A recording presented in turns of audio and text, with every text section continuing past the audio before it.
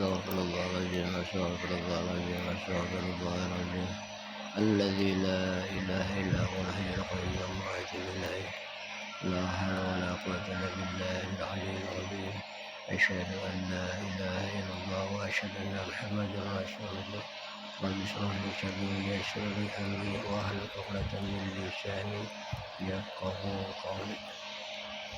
Assalamualaikum warahmatullahi wabarakatuh.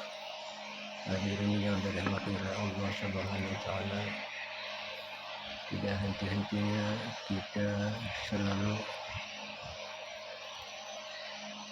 memanjatkan puji syukur kehadirat Allah Subhanahu wa taala, di mana dalam kesempatan ini kita masih diberikan umur panjang sehingga kita bisa bernapas, bisa makan, bisa minum, bisa tersenyum. Ini adalah suatu anugerah daripada Allah Subhanahu wa taala. Hadirin yang dirahmati Allah Subhanahu wa taala, pada kali ini saya akan menyampaikan tentang zikrullah.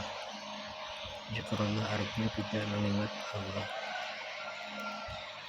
baik itu dalam keadaan sendirian atau di tengah orang banyak, berdiri, berduduk, berbaring, kalau bisa itu sampai tertidur. Jadi di dalam sabda Rasulullah, afdal zikri fa'lam annahu la ilaha illallah. Jadi zikir yang terbaik itu adalah la ilaha illallah.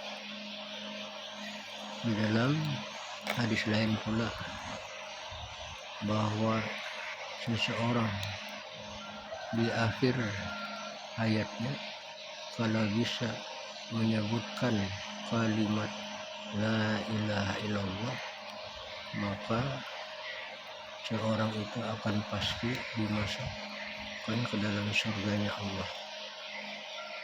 Nah, jadi untuk pengamalan zikir ini, untuk kembali kepada Allah, yaitu sangat bermacam-macam.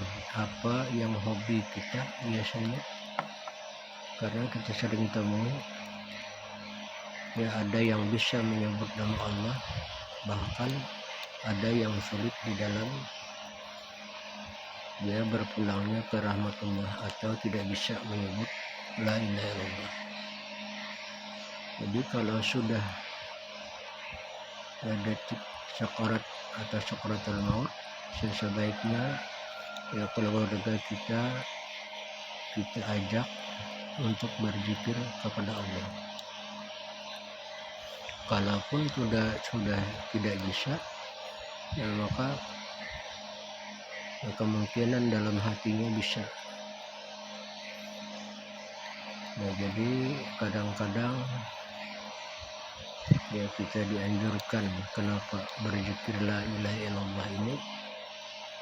Nah, jadi ada banyak berpendapat, ada zikir lisan, nah ada zikir nafas, ada zikir yang sudah menyatu dalam sati sanubari. Ya, kenapa la ilaha illallah itu ada yang menyebut hanya zikir Allah saja yang disebut? Karena itu ada terdapat di dalam Baghiyatul Talab. Karena katanya apabila terbuat la itu masih zikir syirik. Artinya terbuat la itu kan tidak, artinya tidak ada Allah selain Allah. Dan makanya kita jangan menyalahkan orang yang menyebut nama Allah saja dalam zikirnya. Tapi kita tidak bisa juga mengamalkan kalau tidak kita belajar dengan ahlinya. Kemudian Allah pun itu masih ada terbuat lam, Allah, Allah, itu masih ada lam, lalu akhirnya hu itu juga Allah, artinya Allah.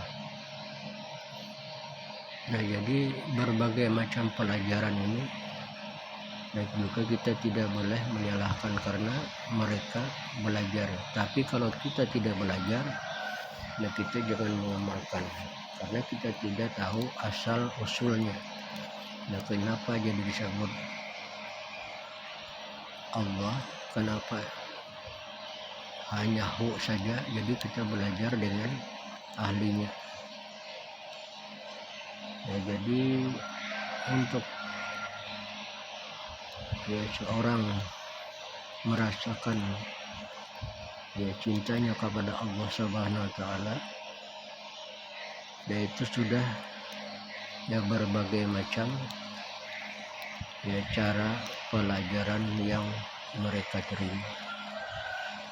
Karena di dalam Al-Quran juga dinyatakan walana amaluna walakum amalukum. Jadi amalan kamu adalah amalan kamu, perbuatan kamu, dan juga perbuatan saya adalah perbuatan saya juga. Jadi kita tidak boleh menyalahkan kalau orang memang itu sudah belajar. Tetapi yang tidak belajar atau ikut-ikutan, nah apalagi membanggakan diri, ini masih tidak seberapa misalnya, ini kita tidak boleh. Dan karena seseorang yang belajar dengan gurunya, nah ada sanadnya sampai kepada Rasulullah. Nah, demikian yang perlu saya sampaikan. Mudah-mudahan ada manfaatnya untuk diri pribadi, keluarga, dan untuk kita semua.